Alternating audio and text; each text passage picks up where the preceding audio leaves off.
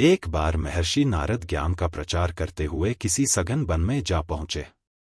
वहां उन्होंने एक बहुत बड़ा घनी छाया वाला सेमर का वृक्ष देखा और उसकी छाया में विश्राम करने के लिए ठहर गए।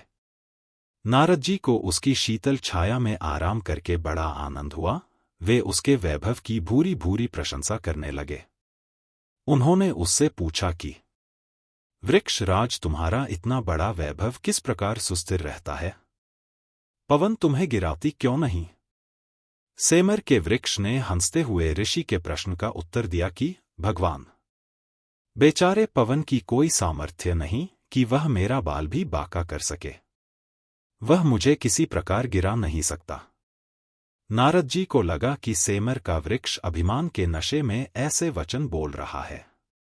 उन्हें यह उचित प्रतीत न हुआ और झुंझलाते हुए सुरलोक को चले गए।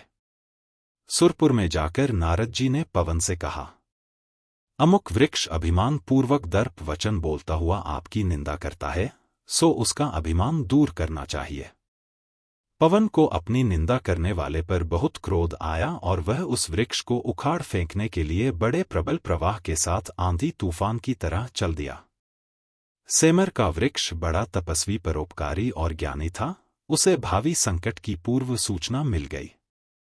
वृक्ष ने अपने बचने का उपाय तुरंत ही कर लिया।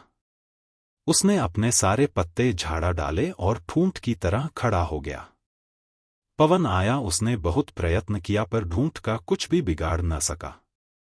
अंततः उसे निराश होकर लौट जाना पड़ा। कुछ दिन पश्चात नारद जी उस वृक्ष का परिणाम देखने के लिए उसी वन में फिर पहुंचे, पर वहां उन्होंने देखा कि वृक्ष ज्यों का त्यों हरा भरा खड़ा है। नारद जी को इस पर बड़ा आश्चर्य हुआ। उन्होंने सेमर से पूछा, पवन ने सारी शक्ति के साथ तुम्हें उखाड़ने की चेष्टा की थी, पर तुम तो अभी तक ज्यों के त्यों खड़े हुए हो, इसका क्या रहस्य है? वृक्ष ने नारद जी को प्रणाम किया और नम्रतापूर्वक निवेदन किया, ऋषिराज, मेरे पास इतना वैभव है, पर मैं इसके मोह में बंधा हुआ नहीं हूं।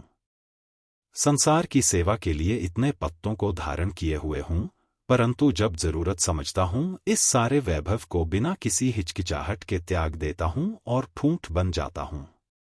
मुझे वैभव का गर्व नहीं था, वरन अपने ठूंठ होने का अभिमान था। इसीलिए मैंने पवन की अपेक्षा अपनी सामर्थ्य को अधिक बताया था। आप देख रहे हैं कि उसी निर्लिप्त कर्मयोग के कारण मैं पवन की प्रचंड टक्कर सहता हुआ भी यथा पूर्व खड़ा हुआ हूं।